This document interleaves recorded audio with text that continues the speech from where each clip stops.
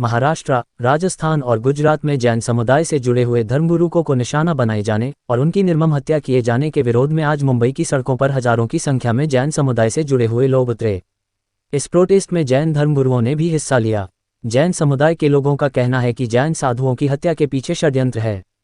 सरकार ऐसे मामलों में पुलिस से कहकर निष्पक्ष जांच करवाएं। साधु संतों को राष्ट्रीय धरोहर घोषित करे। मुंबई में जैन साधुओं की सुरक्षा को लेकर जैन संघ का बड़ा खुलासा।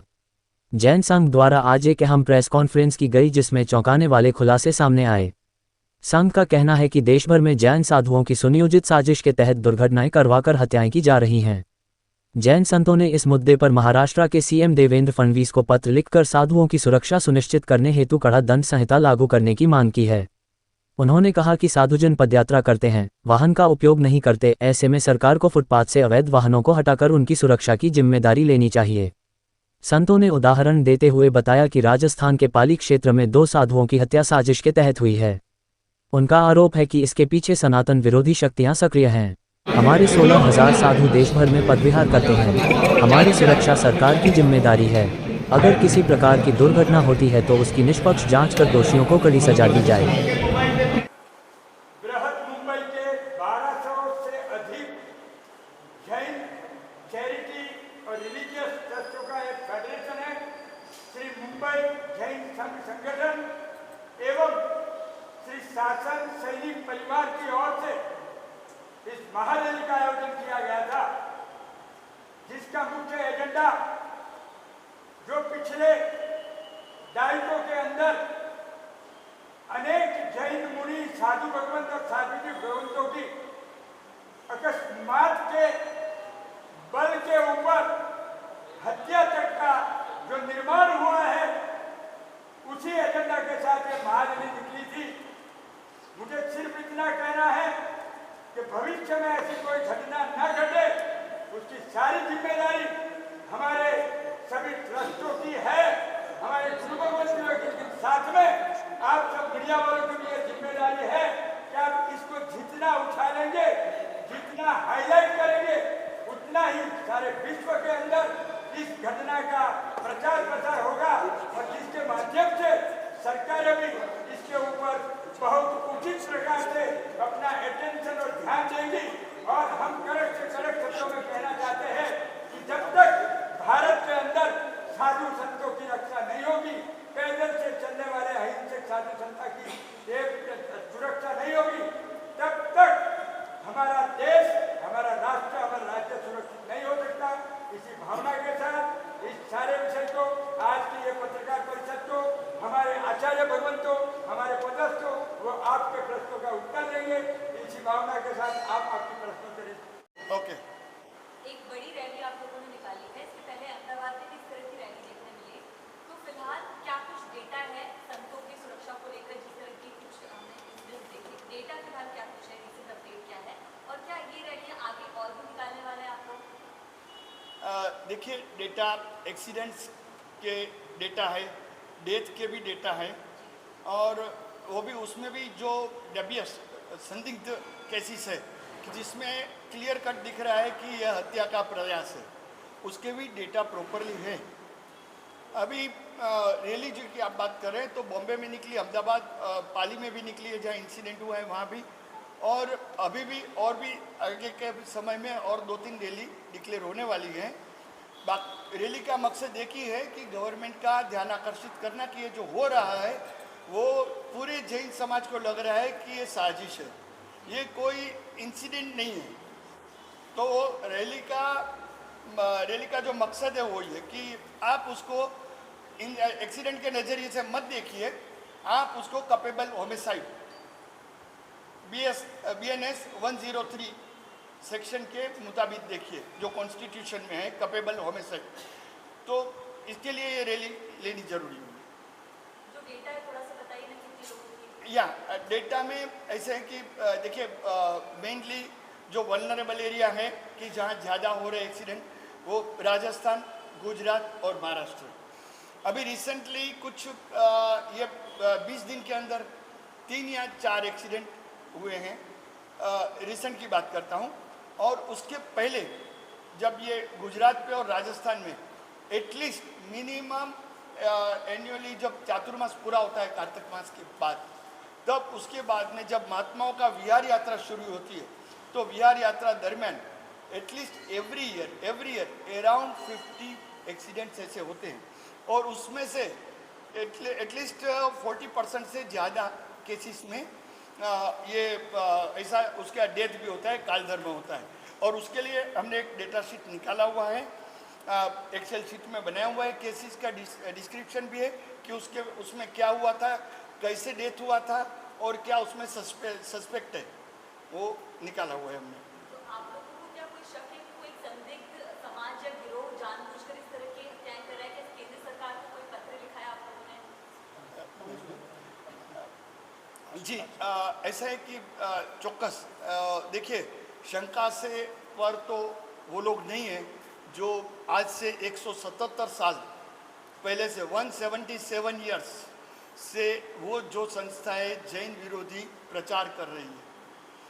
संदिग्ध है, डाउट है, और कई केसों में ऐसे प्रूव भी हुए। 177 साल से ये प्रचार जैन के विरुद्ध चल रहे हैं। उसमें लोगों को इंस्टिगेट किया जाता है कि जो जैन समुदाय है वो कोरोना फैलाता है। जैन समुदाय के पास एक सागर में, समंदर में एक कंट्रोल सेंटर है, वो कंट्रोल सेंटर समंदर के अंदर है, और वहाँ से पूरा दुनिया का विनाश का काम कर रहे हैं। अर्थक्वेक आता है, नेचुरल कैलेमिटीज आती हैं, ये अपना सुनामी आती है, तो उसके लिए वो जैन समाज जिम्मेदार है, जैन समाज वो करा रहे। जो गांव के लोग हैं, जो अशिक्षित है या कम शिक्षित है, और जो प्रॉवर्टी रिडन है, उसको ये बात से इंस्टिगेट किया जाता है। वो प्रचार आज भी चालू है, और वो प्रचार उसके जो साहित्य है वो 1950 में राजस्थान सरकार ने गेजेट के द्वारा, जीआर के द्वारा बैन किया हुआ है। फिर भी आज भी वो साहित्य बिक रहा है, स्टोर हो रहा है और डिस्ट्रीब्यूट हो रहा है।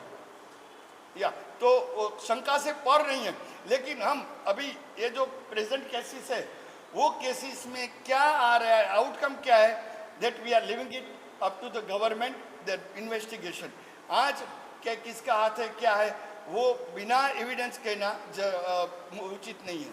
आप ये कह रहे हैं कि बिहार कर रहे हैं जो मुनि लोग हैं उन पर इस प्रकार से जो है अटैक हो रहा है। आपने कहा कि महाराष्ट्र, गुजरात और इन सब जगहों पर ज़्यादा जो है अटैक हो रहा है। क्या इन राज्यों की सरकारों से कुछ बातचीत हो रही है कि सुरक्षा जो है सुनिश्चित की जाए? मुख्यमंत्री महाराष्ट्र देवेंद्र फडणवीस जी से अभी 11 बजे सभा के बीच में बात हुई। राजस्थान के महामहिम गवर्नर, उनसे भी अभी सभा के बीच में बात हुई।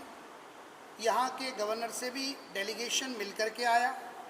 इसी तरह से गुजरात के मुख्यमंत्री और होम मिनिस्टर, उनको भी अच्छे से आवेदन दिया गया।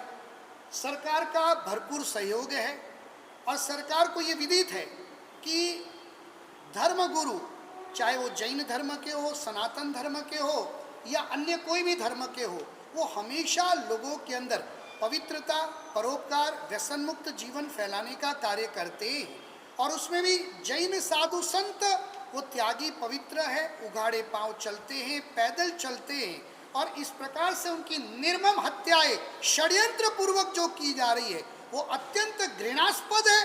और सरकार ने इसके ऊपर श्वेत पत्र जारी करने का आज ही हमको वचन दिया है। श्वेत पत्र में क्या कुछ आप बताएंगे? श्वेत पत्र में हम लोगों ने बहुत स्पष्ट रूप से कहा है, सबसे पहले निष्पक्ष जांच होनी चाहिए। हम ये नहीं चाहते हैं कि कोई निर्दोष को सजा मिले, लेकिन हम ये चाहते हैं जो दोषी थे उसे अवश्य सजा मिले, क्योंकि संत ये संस्कृति और संविधान का मूलाधार है। संत खत्म हो जाएंगे, भारत खत्म हो जाएगा। आज विश्व को देखे और भारत को देखे तो भारत की पवित्रता का मूलाधार ये साधु संत है।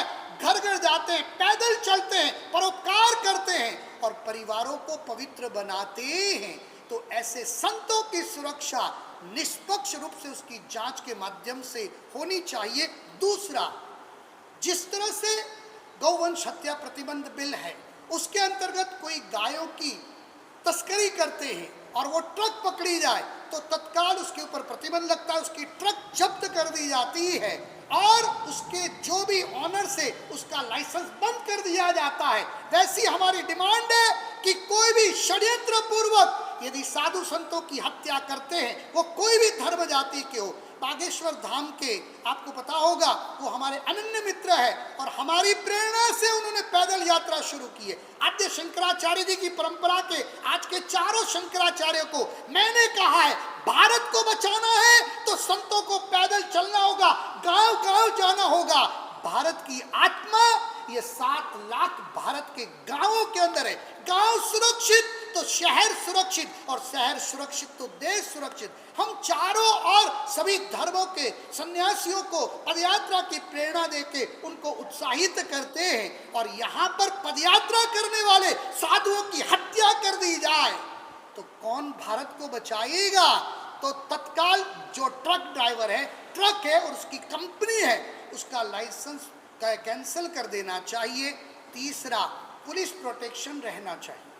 जब भी पैदल चले, हर एरिया में पुलिस स्टेशन है तो पुलिस की गाड़ियां, गुजरात सरकार ने ये किया है, जितने भी धर्म के साधु संत पैदल चलते हैं, चाहे वो जैन धर्म के हो, बौद्ध धर्म के हो, सनातन धर्म के हो, मुस्लिम धर्म के हो, कोई भी धर्म के संत जब अपनी अपनी परंपरा के अनुसार पैदल चले तो पुलिस की जीप उनके साथ रहती है। महाराष्ट्र के अंदर और राजस्थान में भी इस प्रकार की व्यवस्था होनी चाहिए, ऐसी हमने डिमांड की है। जिस तरह के आरोप लग रहे हैं, यस, जिस तरह का पुलिस इन्वेस्टिगेशन है, मैं मामलों को पढ़ रहा था, किसी भी मामले में आज तक अभी तक हर एक में एक्सीडेंट ही है, किसी में कल्पिबल होमोसाइड जोड़ा नहीं है। तो ऐसे में कोई औपचारिक आंकड़े आप लोगों के पास एग्जैक्टली हो तभी हम ये समझ पाए कि असल में कितनी घटनाएं हुई हैं और किन मामलों में अभी तक पुलिस इन्वेस्टिगेशन। फिलहाल आपकी बातें हवा हवाई लगती हैं।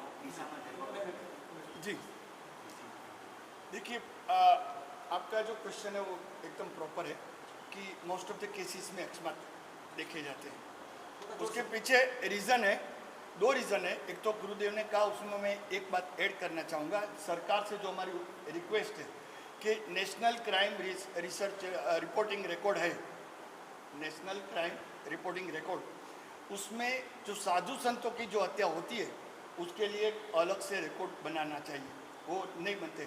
जो एक्सीडेंट्स होते हैं जनरल एक्सीडेंट में सब आ जाते हैं और वो अपडेटेड नहीं है। 2022 के बाद में वो अपडेट हुए नहीं एक्सीडेंट। वो एक बात हो गई। दूसरी बात जो है कि कपेबल होमिसाइड नहीं आता है क्योंकि वो डिपेंडेंट है आईओ के ऊपर।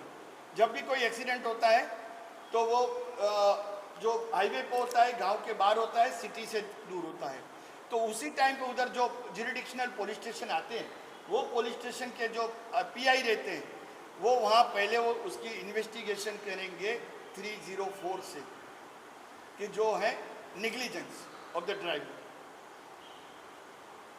निग्लिजेंस ऑफ द ड्राइविंग, वो हिसाब से करेंगे और एंगल भी वही देंगे कि ये एक ड्राइवर को मॉर्निंग का टाइम था और उसको शायद झोंका लग गया होगा तो हिट हो गया। एंड हिट एंड रन का केस नहीं है, बट ये जस्ट निग्लिजेंस है। तो वही हिसाब से जब उसका इन्वेस्टिगेशन होता है उस टाइम पे नहीं होता है कोई फॉरेंसिक वाले, मोस्ट ऑफ द केसेस में पोस्टमार्टम नहीं होता है, लाई डिटेक्टर टेस्ट नहीं होती है, नार्को टेस्ट नहीं होती है। तो जब आपके पास आपका जो एंगल अलग है, जो एंगल आपने पहले तय कर लिया है कि निग्लिजेंस है और एक्सीडेंट ही है, तो आप कंक्लूड भी वही करेंगे। अभी के केस में जो है ये पालिका केस, वो उस केस की मैं बात करता हूँ। एक पर्टिकुलर बताता हूँ कि 3 महात्मा उसके साथ में थे, 3 गुरु भगवंत और थे जो आई विटनेस है कि it is a case of hit and run. वो उसका इंटेंशनली ही हिट किया है, जबकि वो इतने नज़दीक से उसने देखा है जो केस को कि वो उसके पास जो दंड रहते हैं महात्मा के पास स्टिक, वो स्टिक उसने वो विंडो पे मारी उसकी टेम्पो ड्राइवर के और स्टिक टूट गई। उतने नज़दीक से, मे बी अबाउट 5-6 फीट, उतने क्लोज से उसने देखा हुआ है। और जैसे भी एक्सीडेंट हो गया, वो ड्राइवर गाड़ी लेके टैक्टफुली चले गए। तो उसके बाद में वो महात्मा भी होशियार थे, यंग थे, उसने जो हमारे गुरु भगवंत के पास कैल्शियम रहते चूना, वो पानी में डाल के उसको अच्छित करते हैं, पानी यूज़ कर सकते हैं। वो चूना उसके पास रखते हैं बिहार के दरमियान, उससे मार्किंग किया कि कौन सी जगह पे से गाड़ी आई, कौन सी जगह पे गए, किसके पास मोबाइल था, मोबाइल वाले को बुलाए, उसको पूरा जगह का उसका जो मार्किंग किया था उसका फोटोग्राफी किया, और उसने जैसा जो गाड़ी जो रूट से आई थी उसके टायर के निशान के ऊपर उसने पूरा मार्किंग लगाया कि this is what is the cause of accident. तो ये अभी 3 विटनेस आई विटनेस है। लेकिन कोई इंसिडेंट चाहिए तो डीसा का फोफाने जी ने उसने ड्राइवर ने कत्ल धरपकड़ कराने की ड्राइवर की धरपकड़ कराई। ये पर्टिकुलर केस में क्लियर कट दिख रहे हैं। अभी देखिए जो आई विटनेस है उसके ऊपर आपको रिलाई करना पड़ेगा, आईए को भी उसके और कोर्ट को भी आई विटनेस के ऊपर रिलाई करना पड़ेगा, सबसे ज़्यादा तो वही बता सकते हैं। अच्छा, दूसरी बात है कि जो कभी भी ट्रक ओनर है उसको रिस्पॉन्सिबल नहीं गिनते, ओनर को बुक नहीं करते, एफआईआर में ओनर का नाम नहीं आता है तो ओनर का इन्वेस्टिगेशन नहीं होता है। ड्राइवर तो कॉन्ट्रैक्ट किलर भी हो सकता है, कोई भी हो सकता है, और ड्राइवर शायद 2-3 साल तक जेल में भी चला गया तो कोई प्रॉब्लम नहीं है, और उसको तुरंत बेल मिल जाता है 304 में। तो जो एंगल है वो एंगल चेंज करना चाहिए, और वही हमने गवर्नमेंट से डिमांड की है कि जितने भी एक्सीडेंट है उसमें पैटर्न यही है, तो आप भी इन्वेस्टिगेशन एक बार वो एंगल से कीजिए। आपने 3 राज्यों की बात की, राजस्थान, गुजरात और महाराष्ट्र। 3 राज्यों की सरकार पे कहीं ना कहीं आप सीधा सीधा सवाल कर रहे हैं, क्योंकि जो चश्मदीद रहे होंगे क्या उनके बयान के आधार पर पुलिस इन्वेस्टिगेट नहीं कर रही? क्या आपका ये आरोप है? क्या पुलिस कहीं ना कहीं इसमें शामिल है, या फिर क्या इस तरह के कोई आरोप है? क्योंकि आपकी बातों से कुछ ना कुछ कॉन्ट्रडिक्शन है। क्या इस तरह के आरोप है कि इन तीनों राज्यों की सरकारें जैन समुदाय की बातें नहीं सुन रही?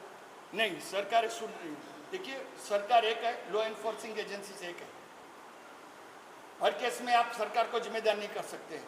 एक डायरेक्शन देते हैं मिनिस्टर्स, लेकिन वो केस टू केस उसको मॉनिटर नहीं करते हैं, नहीं कर सकते, पॉसिबल नहीं।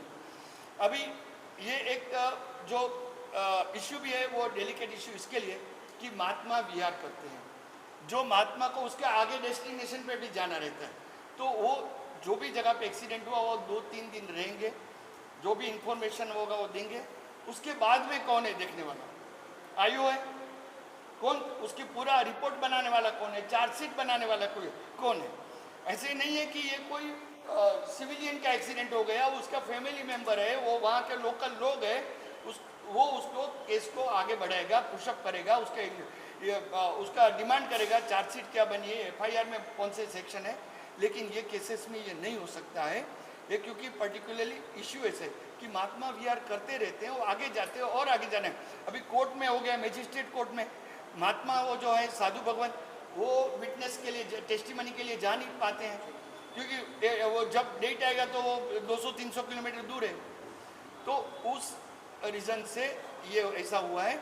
अभी भी जो बताया अतुल भाई ने और मुकेश भाई ने कि इसके पहले भी केसेस में जब भी प्रॉपर इन्वेस्टिगेशन हुआ है, प्रॉपर फॉलोअप हुआ है, उस टाइम पे एक्सीडेंट प्रूव हुआ है और हिट एंड रन प्रूव हुआ है, और उसका नार्को टेस्ट वगैरह में भी डिक्लेयर हुआ है कि this is the attempt to murder, और मर्डर भी हुआ है। गुजरात डीसा गुजरात डीसा हाँ, तो वो ऑलरेडी ऐसे प्रूव हुआ है, बट हर केस में इतना प्रॉपर इन्वेस्टिगेशन नहीं होता है जितना सिविलियन का होता है साधु भगवान के मैटर में। आप लोगों ने षड्यंत्र शब्द का इस्तेमाल किया, तो कहीं ना कहीं किसी केस में आपको कोई सिमिलैरिटी मिल रही है हिट एंड रन के अलावा? कोई एक दूसरे से केस कोई जुड़ा हुआ है क्या? क्योंकि इतना बड़ा आरोप लगा रहे तो केस में कनेक्शन तो होगा कुछ, कोई ऐसा तथ्य है आपके पास? वो इन्वेस्टिगेशन ऑफिसर देखेंगे, वो जो लिंक है वो देखेंगे। देखिए लॉजिकल लिंक मिलती है कि ये जो महात्मा का एक्सीडेंट हो गया करीबन 11 या 12 साल पहले, उसके ही गुरु का एक्सीडेंट उधर ही जालोर एरिया में हुआ था, ये पाली एरिया में है। सेम इंसिडेंट्स उनके गुरु के साथ हुआ और अभी उनके शिष्य के साथ हुआ, सेम डिस्ट्रिक्ट सेम एरिया। और ये ज्ञान का खजाना जो है ये गुरु भगवंत, और ये जो दोनों गुरु भगवान थे वो 18 भाषाओं को जानते थे, और विश्व के तमाम धर्मों की यूनिवर्सिटी के वाइस चांसलर उनके पास अध्ययन के लिए आते थे। तो बहुत ही ब्रिलियंट, बहुत ही प्रभावशाली और विश्व के लिए बहुत बड़ा अजूबा थे, और इस तरह से उनके शिष्य भी उतने ही विद्वान थे। Same district, same area, same planning, same patent, और सेम तरीके से इस तरह से उनको मार दिया। लीगेसी थी और उसके ऊपर हिट किया गया है। तो ये देखिए, ये सर्कमस्टेंसेस तो वही बता रहे हैं अब अभी वो सर्कमस्टेंसेस को ध्यान में रख के आगे इन्वेस्टिगेशन होना चाहिए, वो जरूरी है। जो थोड़ा सा देखिए कि असामाजिक तत्व है वहाँ पे आणि ये जो चौकट करून देखिए ओके ओके देखिए ऐसा है कि वो जो एरिया है that is the prone to anti Jain people, जैसे बताया कि 177 ईयर से चल रहा है ये षड्यंत्र जैनों के अगेंस्ट में। काफ़ी मंदिरों में वो लोग जैनों की प्रतिमा जी निकाल के अपनी प्रतिमा जी अपने देवों की प्रतिमा जी लगाते हैं। मंदिर का जो भंडारा रहता है वो भंडार तोड़ते हैं। कौन है ये अनूप मंडल करके एक संस्था है जो आप सब लोग देख सकते हैं यूट्यूब पे, एक चैनल पे, कहाँ भी बहुत सारी चैनल है उसके। तो अनूप मंडल करके संस्था है, मुकनाराम करके अभी उसका एक मेन पर्सन है, दूसरा अमृत प्रजापति भी हैं। और वो लोग जालोर एरिया से, वो शिरोही जालोर वगैरह एरिया राजस्थान एरिया से वो लोग ऑपरेट करते हैं। और उसका जो ऑपरेशन है वो एक टोटली अलग इश्यू है, but it's a very long issue and long story. But कहना ऐसा है कि वो लोग 177 ईयर से, अच्छा ऐसा नहीं है कि वो जैन के विरुद्ध में, वो हिंदू के विरुद्ध, कृष्ण के अगेंस्ट में भी लिखते हैं, राम के अगेंस्ट में भी लिखते हैं, लेकिन प्राइमरीली मेजर फोकसिंग जो है वो जैन्स के ऊपर है। और वो संस्था देखिए, एक संस्था जब चलती है तो जैन बनिए चोर है, जैन बनिए लूटते हैं देश को, वैसा कर करके बोलने वाले को कोई ऐसा संस्था चलाने को इतनी बड़ी, उसकी जो झोपड़ी है उसको झोपड़ी बोलते हैं, वो एकर्स में बड़ी है, एकर्स की लैंड है उसकी, और बहुत बड़ा इंक्रोचमेंट है राजस्थान की जमीन के ऊपर। तो जैन बनिया चोर है बोल बोल के कोई फंडिंग नहीं मिलता है उसको। फंडिंग के लिए और कोई एजेंसी होगी जो कर रही है, ऑपरेट हो रही है। ये पूरी लिंक है, गवर्नमेंट के सामने रखी गई है बार बार। उसका गुजरात में इन्वेस्टिगेशन भी प्रॉपर हुआ है। तो अभी ये इन्वेस्टिगेशन स्टेज में इसके लिए इतनी बात रिवील नहीं कर सकते हैं, बट इन्वेस्टिगेशन हो रहा है और हुआ है। और ये उसका एक व्यवस्थित पूर्व नियोजित उसके कॉन्स्पिरेसी है, वो हम लोग को ऐसा लग रहा है। और काफ़ी केस में वो प्रूव भी नहीं हुआ है। ये पर्टिकुलर केस की बात नहीं कर रहे हैं, इन जनरल बात कर रहे हैं। जनरली ये जो देखा गया है, अंधश्रद्धा फैला करके, सामान्य लोगों को मिसगाइड करके, इस प्रकार का आतंक फैला करके पैसा बटोरना, भय फैलाना और पूरी संस्कृति को तबाह करना, उसके पीछे ब्लाइंड फेथ, अंधश्रद्धा का उपयोग किया जा रहा है। दूसरा एक आपका जो प्रश्न था कि ये 3 स्टेट में हो रहा है, बाकी के स्टेट में नहीं। काफ़ी वर्षों पहले हमने गुजरात में पूरे इंडिया के हाईवे अथॉरिटीज़ की मैंने 3 दिन की कॉन्फ्रेंस करवाई थी मिनिस्टर के थ्रू, और उसमें सारी अथॉरिटीज़ के लोग आए थे। और उस समय एक लॉ पास करवाया था कि कोई भी भारत में हाईवे बनेंगे तो उसके बाजू में सर्विस रोड कंपलसरी बनेंगे, ये लॉ पास करवाया हुआ है। आप यहाँ से जैसे हम पैदल चलते, हम कर्नाटक जाते, अभी तक लगभग मैं 1 लाख किलोमीटर पैदल चल चुका हूँ। हम पूरे भारतवर्ष में 4-5 बार परिभ्रमण कर चुके हैं, नेपाल, चाइना, सब जगह पैदल जा चुके हैं, हम जाके आए हैं। तो हम यहाँ से as a example Poona, Bangalore जाते हैं, पैदल ही चलना है, तो हाईवे के दोनों तरफ बहुत सुंदर सुव्यवस्थित सर्विस रोड है, तो कभी एक्सीडेंट ही नहीं होता है।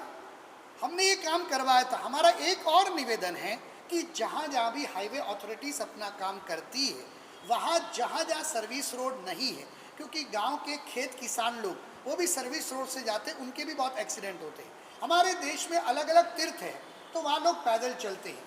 जैसे अपने यहाँ पर महाराष्ट्र के अंदर 3 प्राचीनतम शिवलिंग है, लोगों की अपनी आस्था है, पैदल चलते हैं, अलग अलग धर्म के लोग पैदल चलते हैं। तो सर्विस रोड होने से पर्यावरण की रक्षा है, साइकिलिंग इजी हो पाता है, किसानों के लिए सुविधा है, साधु संतों के लिए सुविधा है, और राष्ट्र की ये प्रॉब्लम उसका सबसे बेस्ट सोल्यूशन है। तो जहाँ भी हाईवे बने, मैं मीडिया के आप सभी पवित्र माँ सरस्वती के पुत्रों पुत्रियों से निवेदन करना चाहूँगा कि आप लोग इस बात को सरकार के सामने और विस्तार से ले कि जितने हाईवेज बनते हैं उसके दोनों तरफ सर्विस रोड कहीं बने हैं, कहीं नहीं बने हैं। जहाँ बन नहीं गए हो तो वहाँ बनवाने का पुरुषार्थ करे, जिससे इकोलॉजिकल बैलेंस के साथ साथ फार्मर्स की सुरक्षा के साथ साथ, क्योंकि इतने एक्सीडेंट हर साल लाखों लोग, लगभग आंकड़े जो बताते हैं आप लोगों को तो ज़्यादा पता है, 2.5 लाख से ज़्यादा लोग एक्सीडेंट में मर जाते हैं एवरीडे 400। तो एवरीडे 400 लोग। तो ये सर्विस रोड आम जनता के लिए, साधु संतों के लिए, किसानों के लिए, पर्यावरण के लिए और सभी धर्म जाति